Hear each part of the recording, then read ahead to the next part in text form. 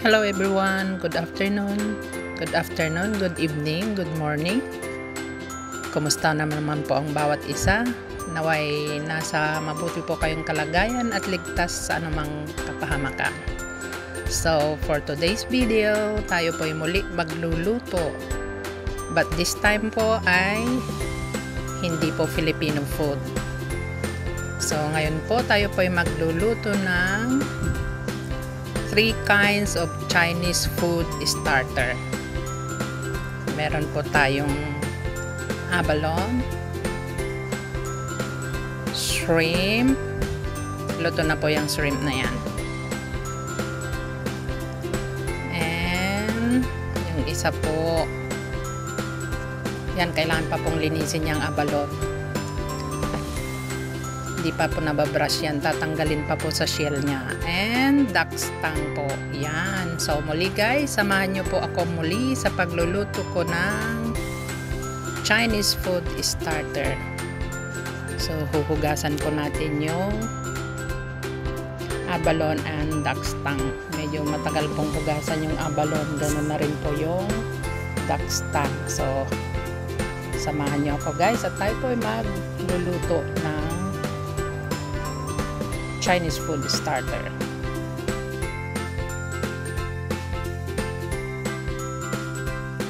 After po natin silang iluto or steam, kailangan po natin isok dito sa superior pickle sauce. Tapos lagyan po natin ng Shaoxing Huatao. Wine po ito na panluto. Ito, panluto po.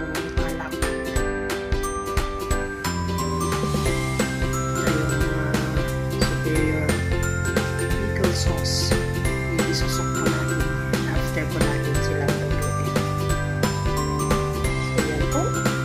Samahan niyo po guys sa aking pag-prepare na duck's tongue and abalone. Luti po yung shrimp. Tapos ko nang lutuin. Pinalalamig ko na lang yan bago ko po isok dito sa superior pickle sauce. Yan po guys, at gagawa po tayo ng pang food starter. So yun, tapos na po natin linisin lahat. Yan na po yung ating mga panggaw. So kailangan na po natin ilagay sa pinggan. Ilagay po natin dyan ng mga 5 minutes kasi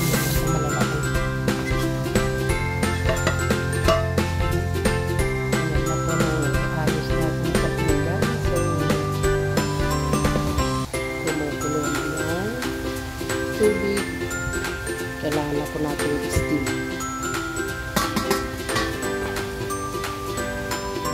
Ilagay natin sa pinggan ay sa kawali.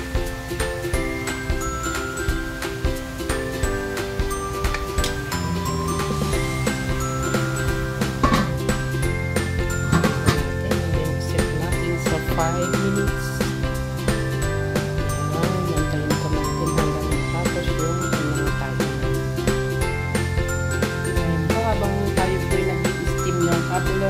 Abalone. I don't know the right pronunciation. Is it abalone or abalone?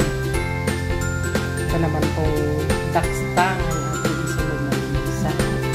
So, nag-defrost na po siya. Kailangan po natin lamasin ng asin.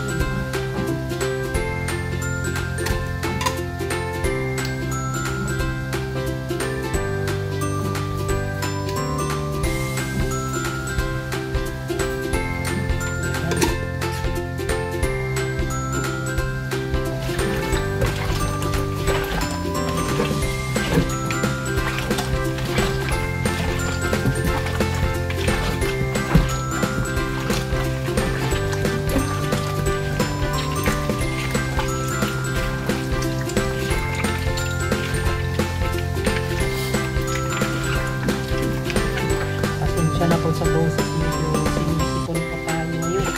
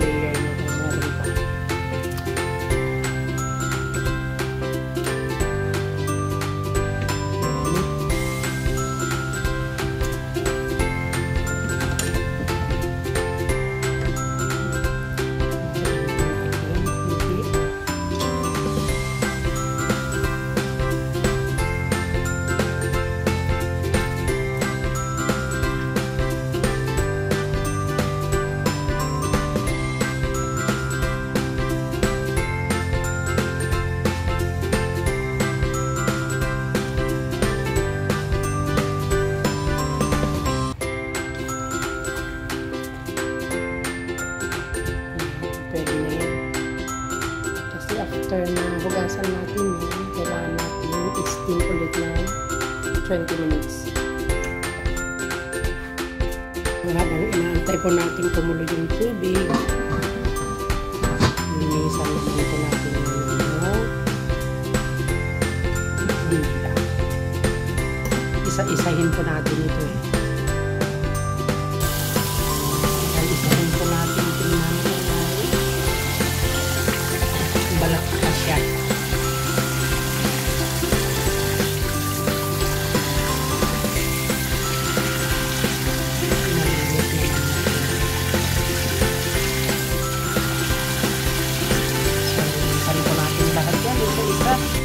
Tapos na po natin siyang hugasan. Arrange na po natin dito sa plate. Dalawang plate po siya para hindi masyadong makapal. Hindi masyadong nakakapatong. So, magaling maluto.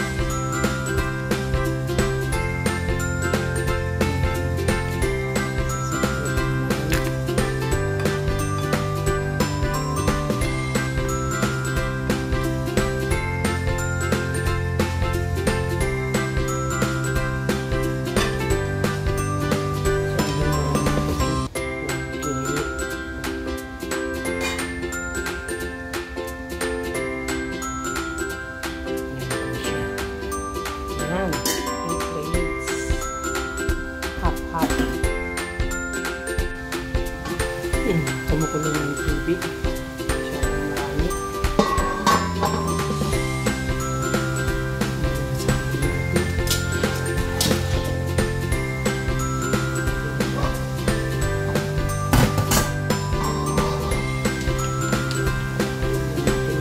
Chopstick na katungan.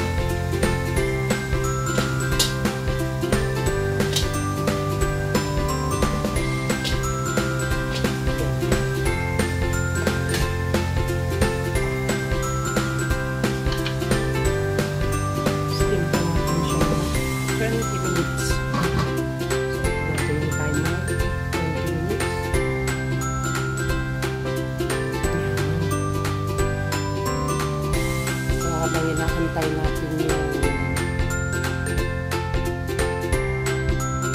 steam natin yung dakstang, i-arrange na po natin dito sa gagawin yung shrimp.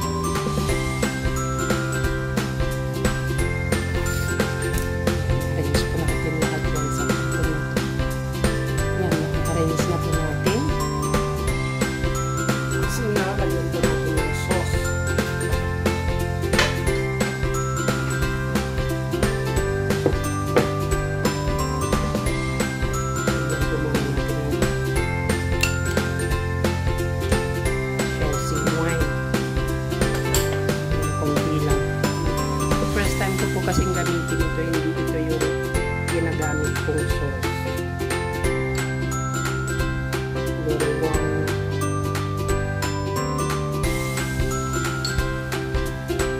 or 2 tablespoon. Tapos, ganito natin. So, nalagyan na po natin kanina ng 2 tablespoons ng wine. Ngayon naman po,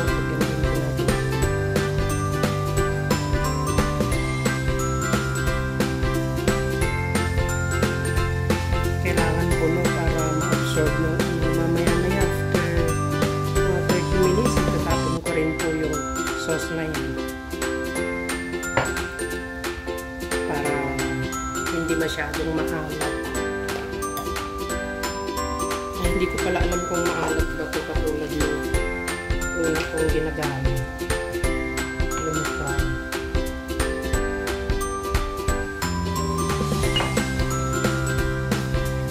Hindi makulat. Masarap yung lasa niya. So, yan.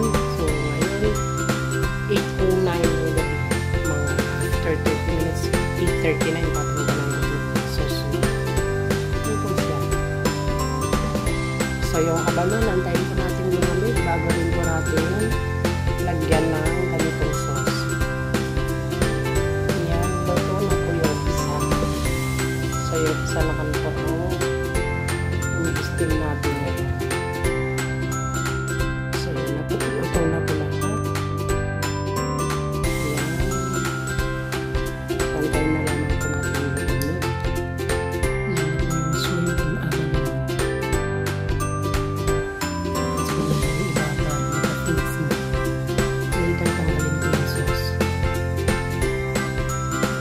Guys, tapos na po natin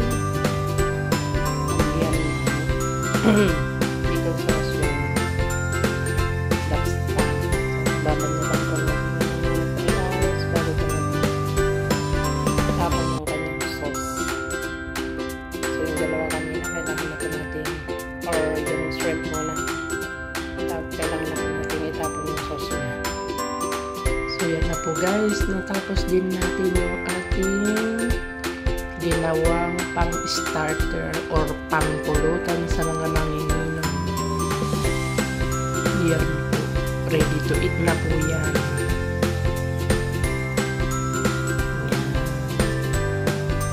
So muli po, maraming salamat po sa inyong pagsama sa ating pong pag-prepare ng mga pang-starter na pagkain.